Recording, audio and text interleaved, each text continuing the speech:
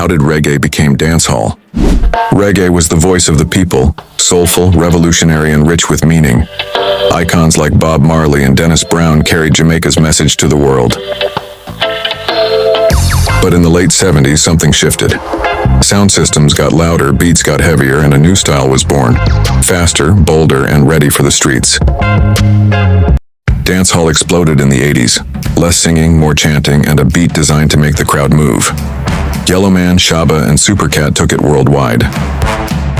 By the 2000s, dancehall was unstoppable, blending with hip-hop, Afrobeats, and reggaeton.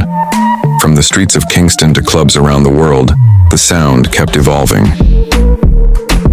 From reggae's roots to dancehall's dominance, the culture keeps growing. The question is, and where will it go next?